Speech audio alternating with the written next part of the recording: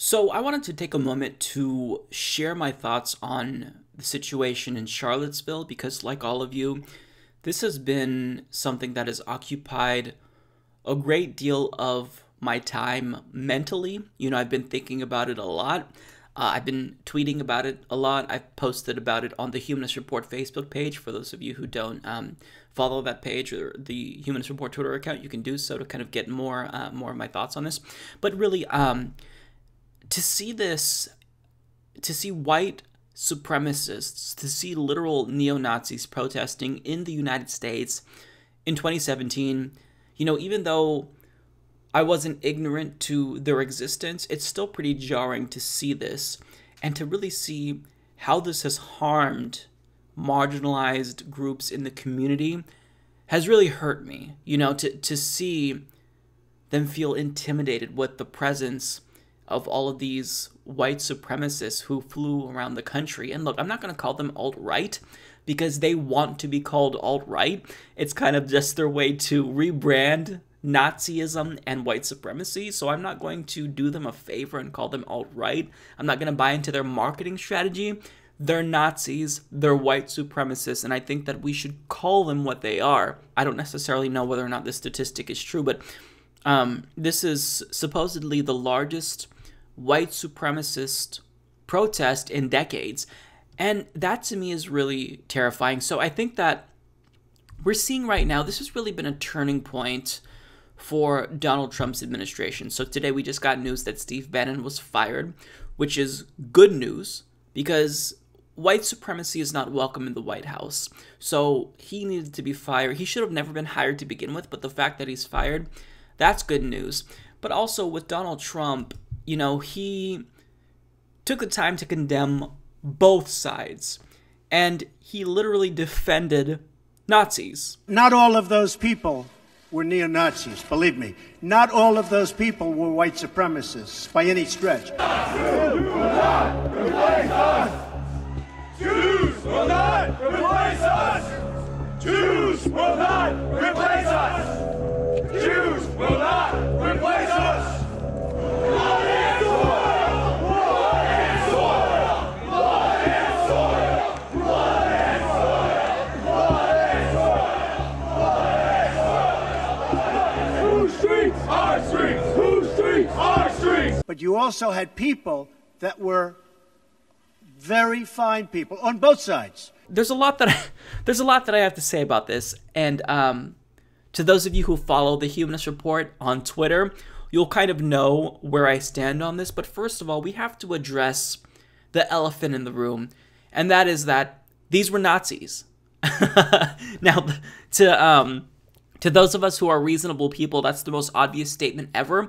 But I'm seeing a great deal of people denying that they were Nazis. These were Nazis. So there's literally photographic evidence here. We have an image of someone with a Nazi flag. Actually, a couple images of people with a Nazi flag. We have a picture of a guy with a Hitler quote on his shirt saying, "Those who want to live, let them fight, and those who do not want to fight in this world of eternal struggle do not deserve to live." These are people that are literally calling for a white ethno-state. They want genocide against people who aren't white. These are Nazis. So the fact that people are denying that these are Nazis, it's absurd to me. So let's start from there. These are Nazis. Second of all, like any protest ever, there's accusations about, this being funded by George Soros. Every single protest is always accused of this, and some people are saying that he funded the Nazis. These are Nazis. They exist in America, and we can't deny their existence. In fact, I think it's actually really harmful to deny their existence. And for those of you who follow the Humanist Report on Facebook, I actually kind of got into it with a couple of my followers who are telling this weird conspiratorial nonsense. And it's only like 2 or 3 people, so let's not overgeneralize, because Humanist Report viewers are absolutely informed. I think probably these were just Trump supporters who kind of flooded into the page, but, defending the Nazis, basically saying, oh, well, they're not Nazis, they're just, they're anti-establishment, alt-right. They're Nazis. They're Nazis. They're Nazis. And I think that we are, as progressives, it's incumbent on us to speak out and be the loudest against this type of hate in 2017. It's never acceptable. It never will be acceptable. And the fact that I even have to debate the presence of Nazis here is absurd to me. They were Nazis. They were chanting blood and soil. They were chanting Jews will not replace us. They were yelling at the counter-protesters, saying, fuck you faggots. These are not good people. And we have to speak out against this type of hatred because, look, this is something that really affects people. Even if you live across the country, if you're in a marginalized group and you hear this, if you hear them talking about Jewish people, hear them saying faggots and whatnot, I mean, it's something that is just, it really makes you feel sick to your stomach. This is the way that I felt. I watched the Vox documentary, which I think did a great job at kind of presenting both sides of the protest. Not that there are equal sides, but I'm just saying the reporter followed the Nazis and then followed some of the counter-protesters. And look, there's no moral equivalence here. One side, no matter how much you want to condemn Antifa or counter-protesters, one side killed someone. It was an act of terrorism. It was white supremacist terrorism. And even though Donald Trump likes to give himself credit and toot his own horn for saying radical Islamic terrorism, for whatever reason, he can't bring himself to condemn radical white supremacist terrorism. He doesn't want to acknowledge it. He'll never acknowledge it. There's something going on there that's very strange. He'll never, ever acknowledge it. Why can't he say radical Islamic terrorism? Because unless you're going to talk about it, you're not going to solve the damn problem, folks. You're not going to solve it. Very fine people on both sides. He lambasted Barack Obama for not saying radical Islamic terrorism, but he is unable to not just acknowledge the existence of radical white supremacist terrorism, which they're the biggest domestic threat in terms of terrorism, even more so than radical Islamic terrorism. But also he defended Nazis. He basically said that these are good people here. I'm sure that there's a couple of bad apples, but, don't let a few bad apples spoil the bunch. That's basically what he said. Of course, I'm paraphrasing. Very fine people on both sides. That's fucking insane. And this is really a turning point, because if you can't condemn Nazis, then you're not a leader. You're not a leader. And I don't think, I saw impeach Trump trending on Twitter. That's too nice. He needs to resign. We shouldn't have to wait for him to be impeached for whatever violation, the emoluments clause, obstructing justice. He needs to resign. If you can't condemn Nazis, then you don't represent the people of this country. And if you have people like Mitt Romney and Mitch McConnell saying, no, there's no moral equivalency here. One side is Nazis, another side is counter-protesters. One side killed the other side. I mean, it's just absurd to me that we're even having this conversation, And as someone who is from a marginalized minority, I'm a gay person, it makes me feel uneasy that these people exist. But the difference is that, if I'm in a situation where I see someone who is, a white supremacist or a homophobe or a Nazi, I can pretend to not be gay, right? Like me and my fiance, we've met people who were very homophobic, and they've made homophobic comments to us, not knowing that we were gay. And, we just pretended like we weren't gay. But I mean, if you're a black person, you can't turn off your blackness. There's no way to hide, like I can hide. So, and not that you should have to hide, but the fact is that people who are in marginalized minorities shouldn't have to feel unsafe in the United States of America. It's absurd to me. So, this whole situation was heartbreaking to me. It really, like I said, I think it was a turning point. Now it's time for people to put pressure on Donald Trump to resign. And I understand people who don't want that to happen because Mike Pence is worse, politically speaking. But here's the thing. For far too long, we allow our leaders to be horrible and not put them in power, or not put them in check, not put their power in check, that is. I mean, George Bush tortured people. He wasn't impeached. And a lot of Democrats made the argument, well, then we'd get Cheney. That'd be worse.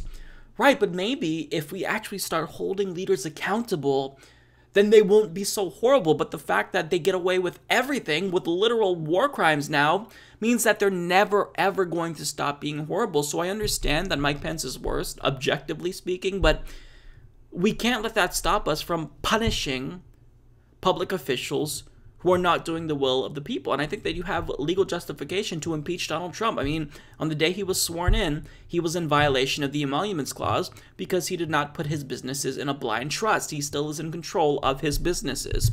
So, he's got to go. He's absolutely got to go. And I absolutely respect people who think that, Mike Pence would be worse, because I agree.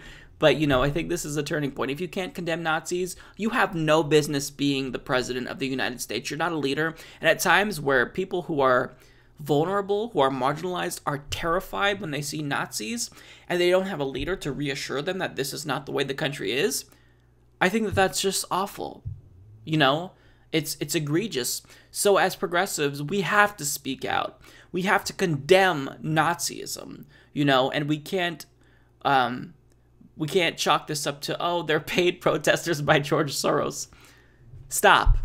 Because to deny that this was a legitimate protest is to deny the existence of Nazis, and to diminish their existence, you're kind of burying your head in the sand. And I get the fact that a lot of people, progressives will say, well, you know what, Donald Trump, we still have to blame Democrats and neoliberals because they're responsible for Donald Trump. That's absolutely true, but Donald Trump is still culpable in and of himself.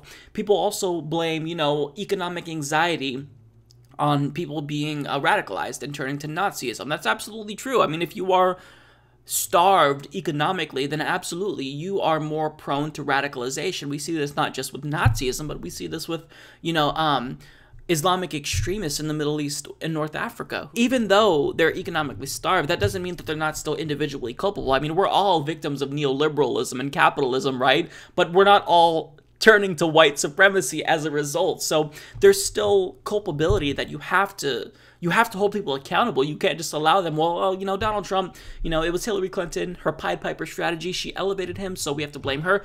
Yeah, we have to blame her, but we also have to blame Donald Trump. He's an adult. So, bottom line here, because my thoughts are getting too jumbled because there's so much, on my mind.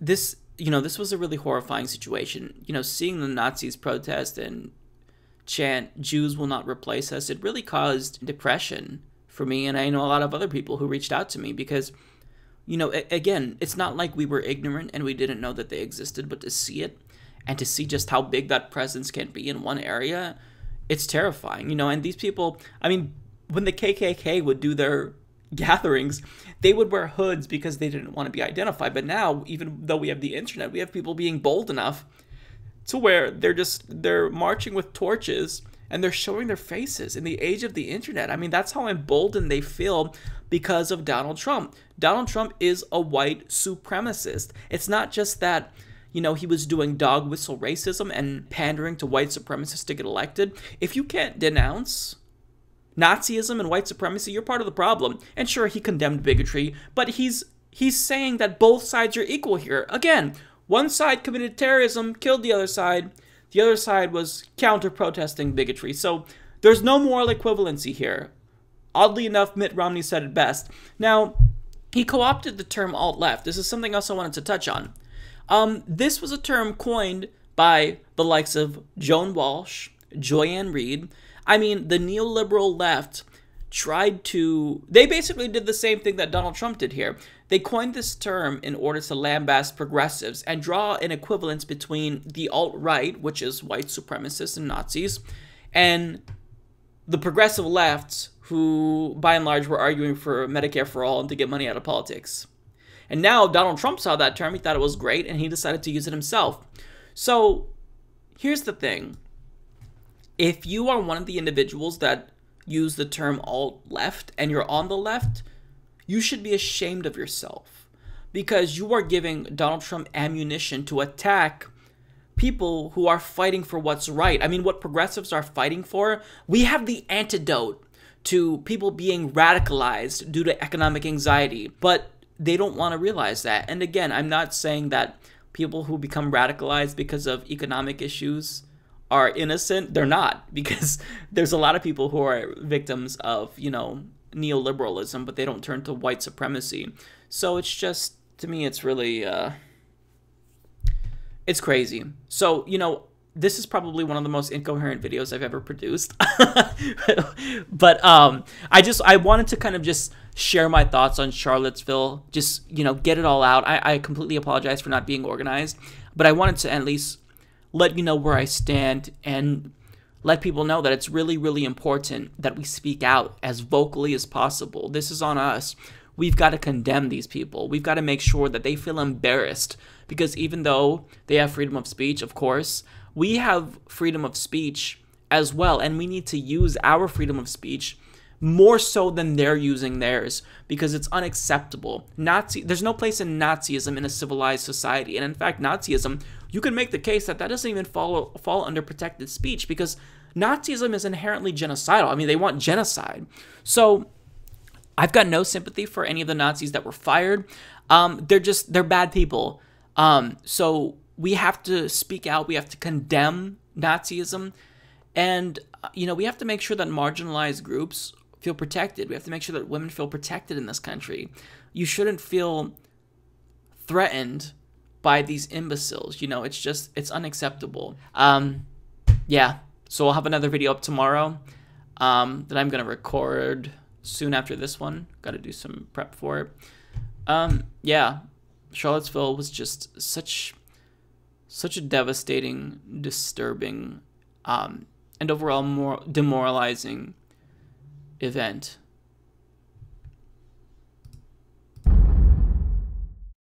Support this podcast by joining the independent progressive media revolution today at humanistreport.com.